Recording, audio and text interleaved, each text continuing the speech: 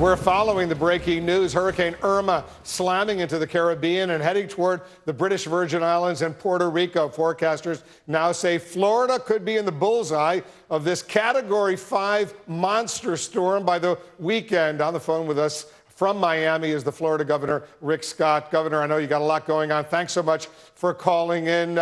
First of all, what can you tell us about the mandatory evacuations that are already underway in at least parts of your state? Sure. I was just down in the Florida Keys this morning. We have mandatory evacuations there. If you look at this as a major storm, it's way bigger than Hurricane Andrew, which was 25 years ago. It's bigger, more wind, and clearly more storm surge. And so we're evacuating the Keys now. I was down there, and that evacuation, people are leaving. We also are starting to do evacuations in Miami-Dade and in Broward County, which is the Fort Lauderdale area. So my job is to make sure we keep all the roads open, make sure we get all the evacuation routes open. We're opening up shelters around the state, make sure people get their food, their water, and make sure everybody gets prepared. I want everybody to be prepared. I always tell them, you can rebuild your house. Just remember, you can't rebuild your life. So take this seriously, take the time to be prepared, and do it today. Don't wait for tomorrow. So what's your message to the nearly 3 million people who live in Miami-Dade County alone, the millions more in Broward County, where Fort Lauderdale is, or in Palm Beach County, a little bit further north? Should they get in their cars, start driving inland, drive north? Should they get on planes if there are still any flights? I don't think there are many flights available any longer. What should they do? Look, the biggest thing is watch what's going on, listen to your local officials. We're working with our local officials to make decisions on evacuations. Make sure you have water, 3 days of water per person, 3 days of food per person. Get your medicine. You can get your medicine early if you need to. Know your evacuation route, get a plan. You can go to floridadisaster.org to understand the plan. But we'll be making these decisions about evacuations as we follow this storm. The storm can go up our east coast, our west coast, right through the middle of our state. It's a massive storm, and so we're just working to get everybody prepared all across our state right now. We just don't know where it's going to hit us. What really worries me, Governor, and you and I have spoken about this over the years, you've got a lot of retirees, senior citizens, elderly down in there. Many are in nursing homes. What happens to them? Well, I did a call yesterday with all of our hospitals and our nursing homes. We're already evacuating the hospitals down in the Florida Keys. So we'll work to evacuate the nursing homes and our hospitals as we need to. We are bringing in all the resources we need. I've already called up 1,000 members of the National Guard. I'll add another 6,000 members tomorrow, and they'll be doing things such as helping with sheltering, helping do evacuations, making sure evacuation routes are clear. So we're talking to everybody and trying to solve everybody's problems. Our shelters, we have pet shelters, we have just normal shelters, we have special needs shelters, and we're opening them around our state, not just where in the southern part of the state, but we're opening up shelters around the state so people can move and get out. The best thing is, get ahead of this. If you can go someplace where inland, generally that's better to do. But most importantly, watch what the Irma is doing right now. Follow the news. One quick final question. I know you got to run, Governor. The traffic tomorrow, Friday, Saturday, people trying to get out of harm's way. What are you doing to make sure that people can get in their cars and leave if they have to?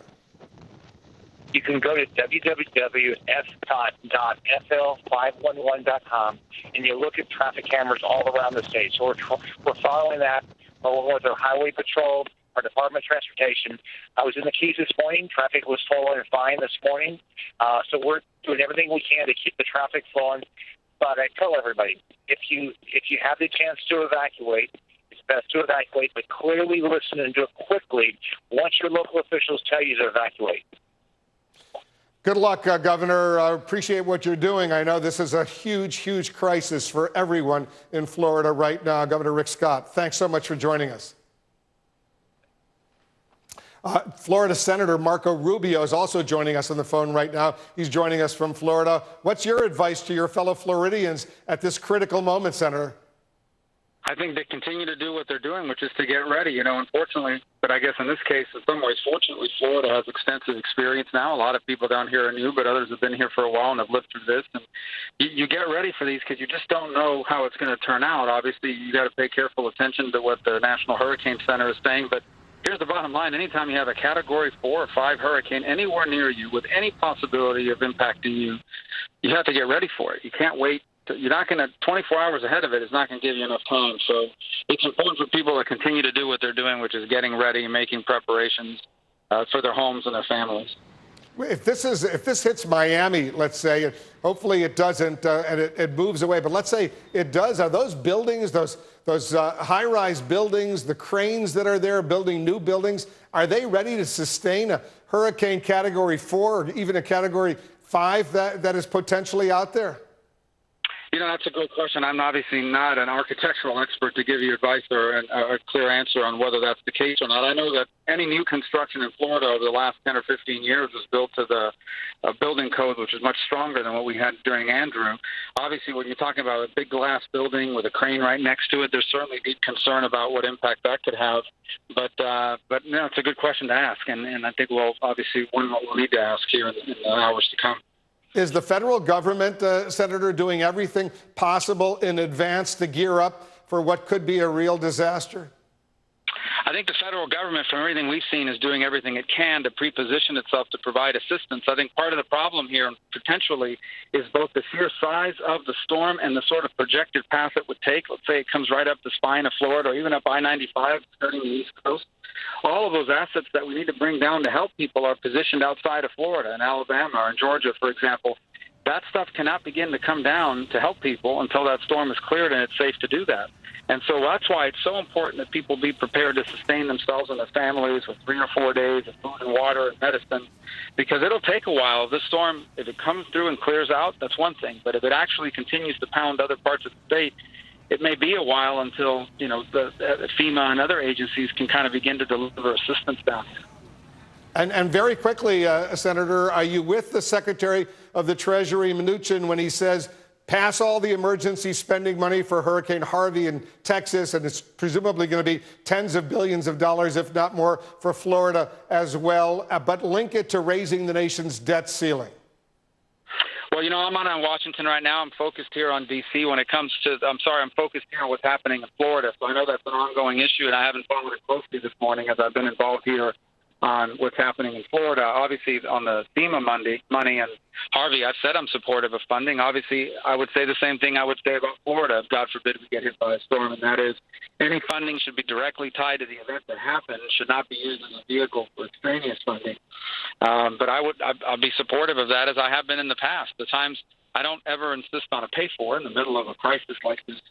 You can't really hold that up, although I prefer there to be a pay-for. I won't insist on it, but it does have to be specifically targeted at the events that have happened, and I think that's the direction they seem to be moving.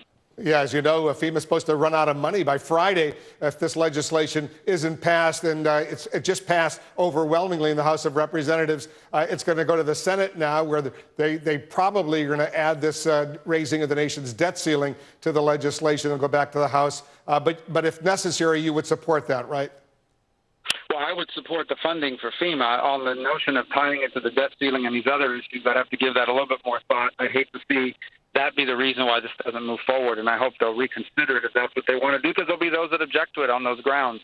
But I do believe the FEMA funding needs to happen. And one of the challenges I have is figuring out how to get back. I don't just happen to represent the state. I happen to live in the community that's directly in the eye of the storm. So getting to D.C. and back, it may be a challenge here over the next day. We're working on that now. That vote is back tomorrow. I checked. There are very, very few flights, if any, that still have any seats between Miami or Fort Lauderdale or West Palm Beach and Washington or any of the other major cities up north. People are trying to get out. We have a lot more to talk about. I know you got to run, Senator. Thanks so much for joining us. Thank you. Thanks for having me on. Good luck to you. Good luck to all the folks down in Florida. Coming up,